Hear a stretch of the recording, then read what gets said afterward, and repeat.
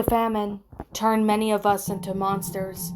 I saw lifelong friends claw at each other's eyes in a battle over the myriads of crumbs. I saw a mother rip one of the mold-speckled bread from the child's mouth and cram it into her own before wailing any weakly in shame. I saw weeping, gaunt-faced man choke down his fistful of dirt. I saw a man shoot another for his backpack, then turn for the gun on himself after finding it empty. Hell had come home to my home and brought it with terrible hunger. In time, my friends and family began to die slowly, torturous deaths from starvation, one by wrenched one, until all I have left was Charlotte. Though we have grown painfully thin and frail, I kept us alive with little I could scavenge, withered blades of grass, boiled tree bark, insects, frogs, and the birds that arrived to peck at the dead. That would have turned my stomach in the past, now with my mouth water with ravenous anticipation.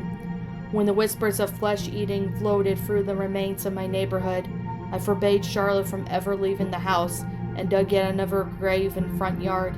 It was better for everyone to believe that she was already dead than for her to share the gruesome fate of some poor souls that had been plucked from their homes and devoured. I could not bear the thought of losing her to famine and its endless atrocities. I swore to Charlotte that I'd keep her safe, no matter what the cost.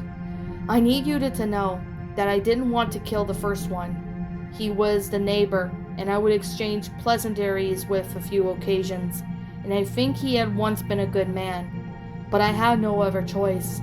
He caught a glimpse of Charlotte when she peeked out the window and tried to break into the house.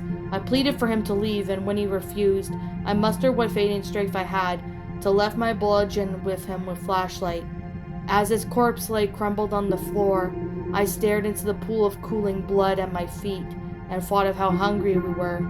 I thought of how starvation gnawed at away our bellies even when we slept, and dragged us even closer to the same agonizing end that befell on my loved ones.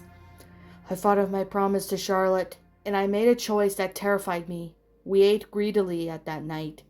It was easier after that. I chose that only the meat meant us harm, and I made a quick work of it. A well-placed blow to the skull, a knife to separate the flesh and bone, and my blood-soaked hands became the new tools of survival.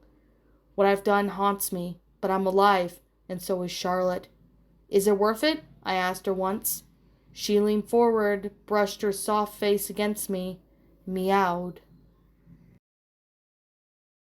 What's up, my pretties? It's the Lion Queen here.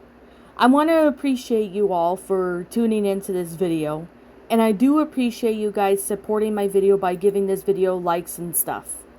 If you really enjoyed this video, be sure to leave a like, comment and subscribe if you're new, ring the bell for notifications to when I upload so that way you guys will get updated for whenever I upload.